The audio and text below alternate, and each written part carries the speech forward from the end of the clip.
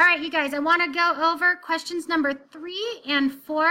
Question number 3, finding the long run value for each sequence. And I only want to worry about the shifted sequences, which is going to be different than explicit sequences like I had talked about in class. So if we look at C, question C, you look at that, I'm going to go to a blank page. And our starting value is 48. And our rule is shifted because we take the prior term each time, we multiply it by 0.75, and then we're adding 25. The question it wants us to come up with is, what is your long run value? Where is this going to start to even out? And it's going to be different recursively than it is explicitly. What you are going to want to do is change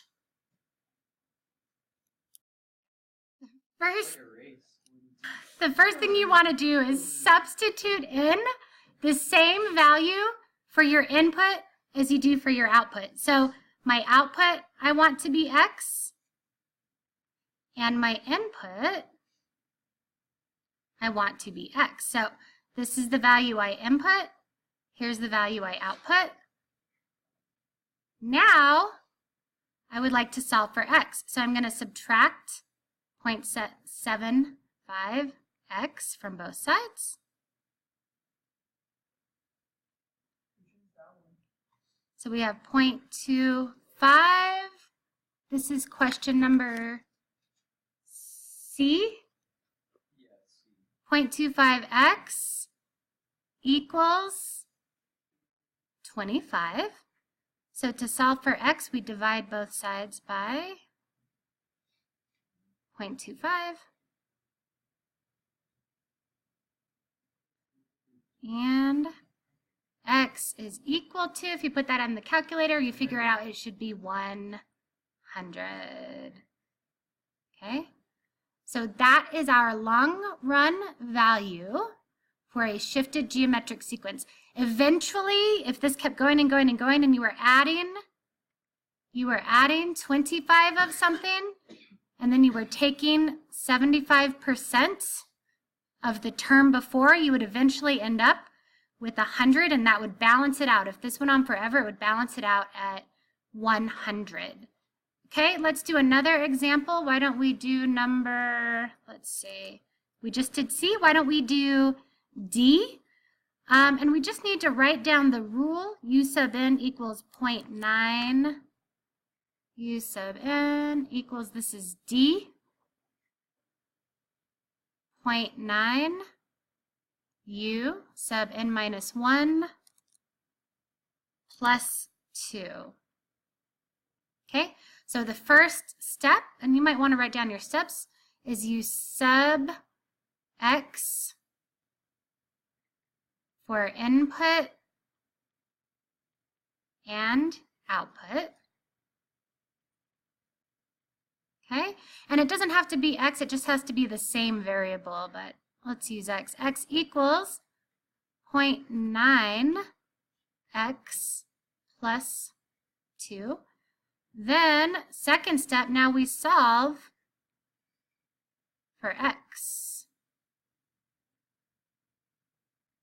Okay, so if we subtract 0.9x from both sides, we get 0.1x on this side is equal to 2.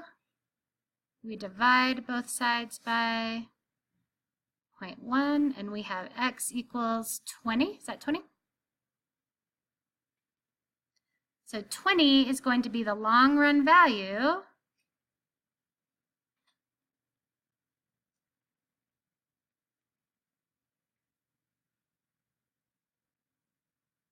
it would eventually even out, this rule would eventually even out at 20. Okay, I have to pause and talk to the class for a second again.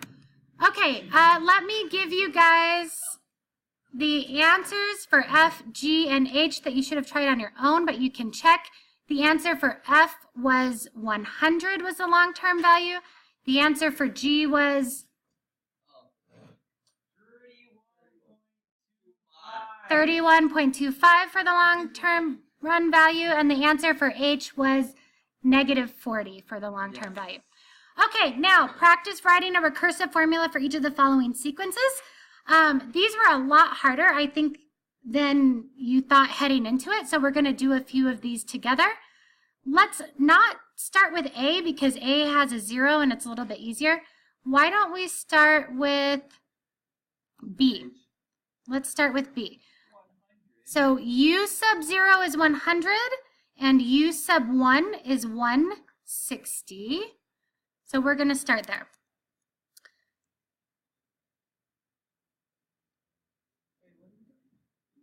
We're doing number 4. So U sub 0 for B.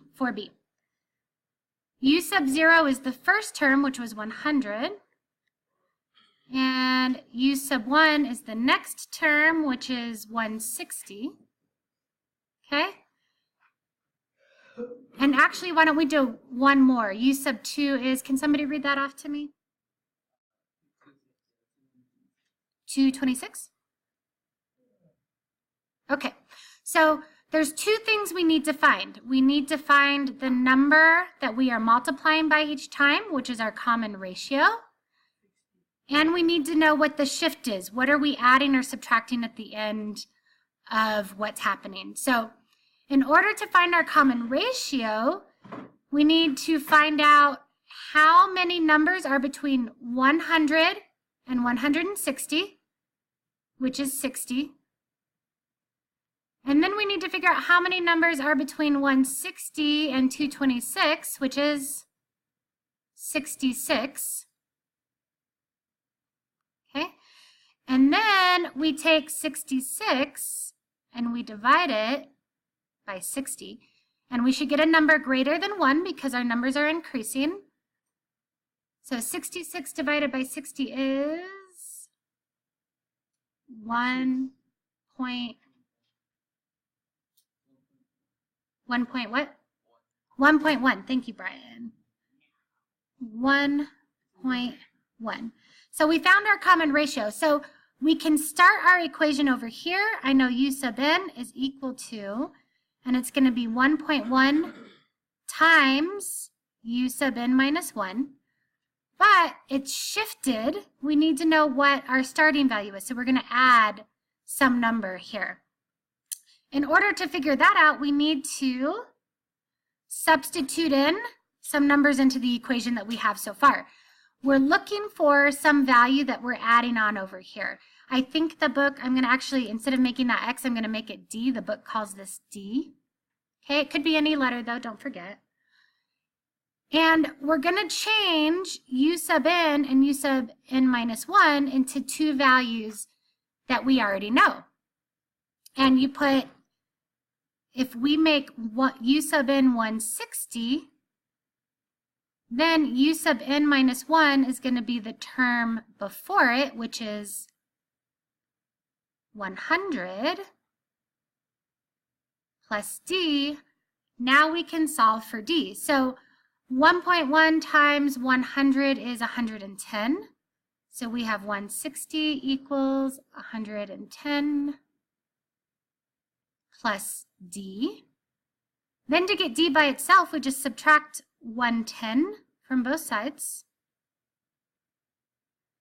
And we have 50 equals D. So our rule, our recursive rule, we have to start off with U sub 0 is equal to 100. And then our rule is U sub n is equal to 1.1 times U sub n minus 1 plus 50. Okay? And if we're starting with U sub 0, we have to put where n is greater than or equal to 1. So all of this that I'm going to do in green is part of the answer. You have your starting value, you have your rule, and you have your domain here, which we'll talk about later, but that's our domain. All right, let's try another one. Let's try one that's getting smaller.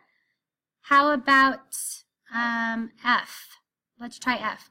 So 2500, 1280.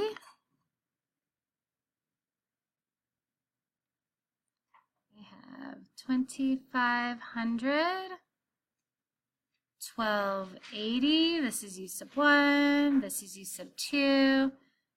And the third number, which is 670. Okay, so to find our R, we have to find out the difference between 2500 and 1280. And then we have to find the difference between 1280 and 670. So 2500 minus 1280 is...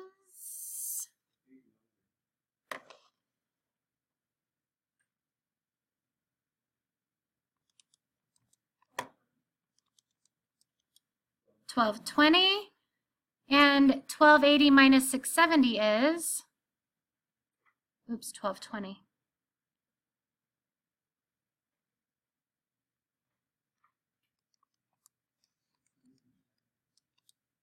$610.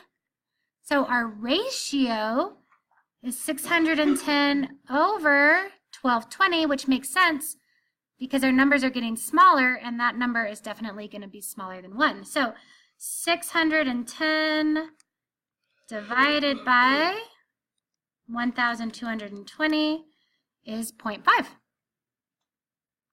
So we're taking half of each number as we move forward. So we know the first part, we have U sub 0 equals 2500. U sub n equals 0.5, U sub n minus 1, but we're going to add something on the end, but we don't know what it is yet until we solve the equation for that number. So let's do this. We will take the second value, 1280, and we're going to substitute it in for U of n. Then we're going to take the first value, 2500, and we're going to substitute it in here, and then we can solve for our shift. So we have 1280 is the answer we get if we take half of 2500 and then add some number. So we just have to figure out what that number is. Half of 2500 is 1,250. And then 1280 minus 1250 is 30 equals D. Okay. Where n is greater than or equal to 1, because this value has to be 1 bigger than our starting value. Okay, and that makes me almost out of time on this video. Each video only gets 15 minutes. So in class, if you have more questions, I will answer them. If you came to class today, we're going to go ahead and finish the rest of them.